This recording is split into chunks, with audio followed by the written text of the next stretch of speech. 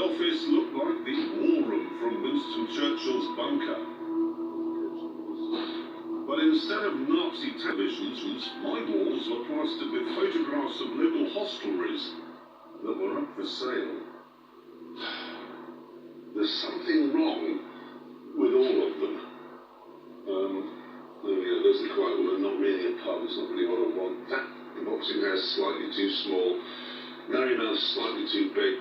Where else are we? Duke of Clifton's got access problems. And another pub that isn't quite as good as the Windmill. But would I spend what is a very considerable amount of money on a noggin site? I said, come on families, come and enjoy this farm fresh food. Excuse that couple in the Ostermeister. It's so annoying. We could get West Oxfordshire District Council to lose the picnic sites, declassify it. That's perfect. But it's West Oxfordshire District Council. Reluctantly, I asked Charlie to find more options. And spent the next couple of days doing farmering jobs.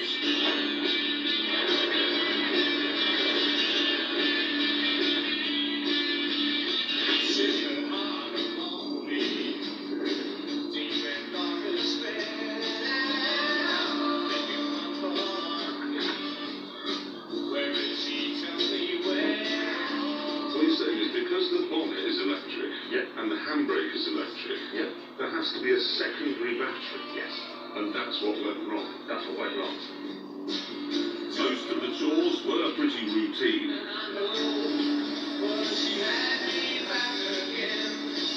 But at this time of year, there's always one I really look forward to.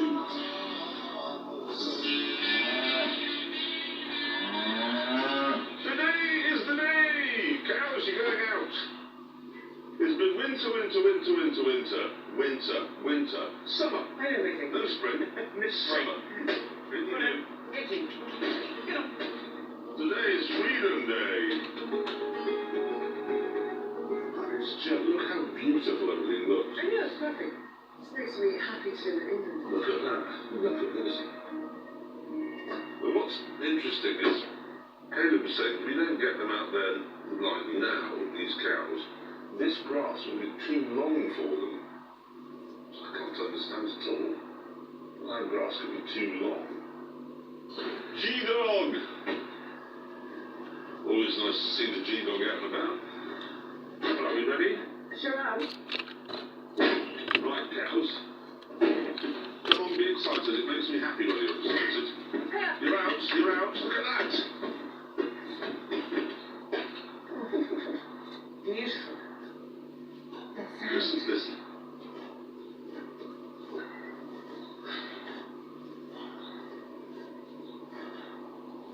Well, they may not have danced and run around, but that's quite satisfying.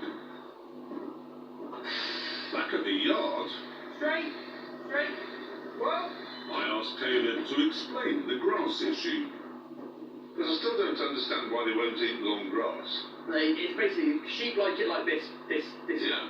Cows like this, so you get their tongue around it and pull it out and get the most nutrition out of it. If it gets to here, the plant, nutrition is down here. The top is bulking to get to seed, and there's no nutrition in that really, and the cow knows. That makes sense. Well, that is, honestly, they're properly into it.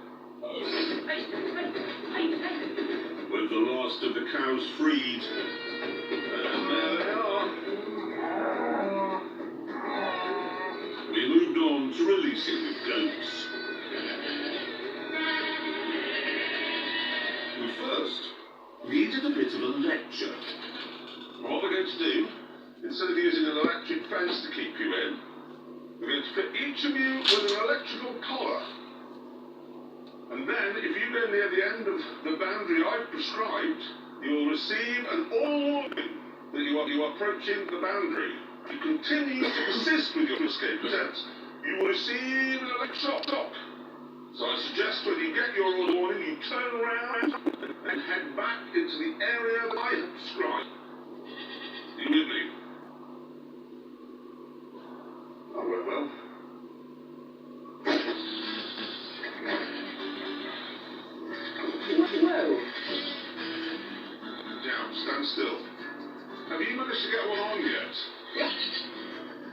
Don't eat my shirt. Don't eat my shirt. With the collars fitted, we headed off to the goat field. And on the way, I gave Lisa a TED talk about how they worked. They detect a satellite, Yeah. and then I tell the satellite where their field is. And if they stray outside those boundaries, they get a that's the tree that's been planted. Right where I need to go. Fucking hell. What tree? You know Jill? Oh, yes. Okay, just to explain this, one of our neighbours. Two lovely flat-coat lads. She's lovely, and she had two lovely Labradors, and she was in a mobility scooter, and she came having on the footpath every day, 4 times a day. One of her dogs died, and she said, would it be okay if I buried it on your farm, son, because it loved it. And I said, yes. And she wants to plant a tree, which she has done. Exactly in... That's really bad. The goats get to eat the tree. They get to eat the tree. Jesus, Jerry. They teach you maths and science and algebra at school. But they don't teach you what to do when somebody has buried their dog on your farm and you need to move the dog's gravestone.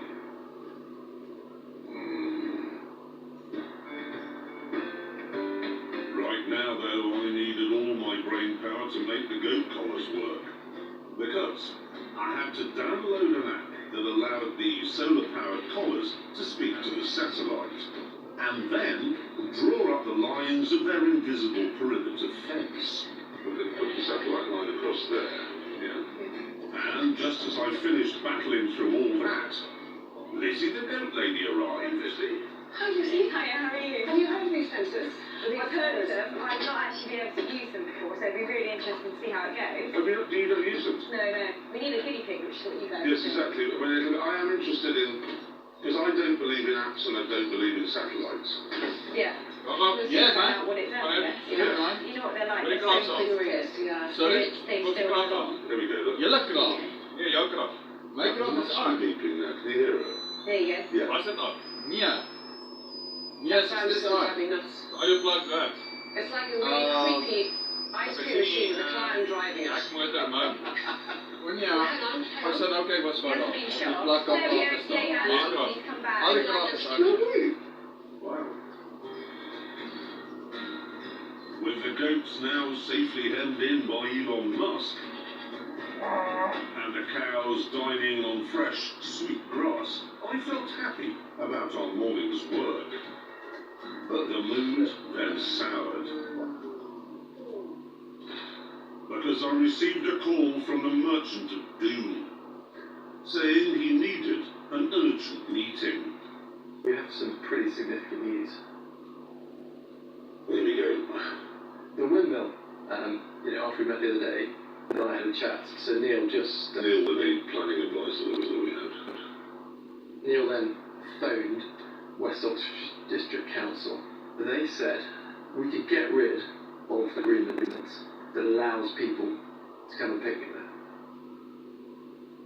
West Oxfordshire District Council Yeah, have said we can get rid of the picnic zone. they've said they're happy to get rid of the agreement. Yeah.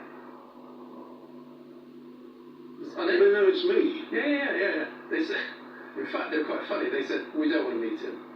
What do you want? Well, just in a phone call, it just So said they are everybody. drafting the paperwork. What? I know. It's amazing, isn't it? I'm sorry, we've had 4 years of them saying no to everything, and now we ask for something that's actually quite contentious, and they go, yeah, that's fine. I know it's a dogging sign. It's quite renowned, isn't it? Even within West Oxfordshire. So they're very happy to. Fucking hell. So we can go ahead and buy that now. Yeah. Charlie, this is fantastic news. It is really positive. Now I think, I was concerned that you were buying the windmill, the pub. There's got to We would have had to have put in public lavatories Public with lavatories. holes drilled already in the cubicles for the I wouldn't have advised that. Oh man, I said to Lisa when we were letting the cows out this morning, I said, I just know today's going to be a good day, but at no point did I think it would be this good. I mean, That is, honestly, I'm staggered. Leaving Charlie to get on with the paperwork, I turned my attention back to the soil, because with my new Lambo now running smoothly, I could have yet another crack at my most jinxed crop. So now that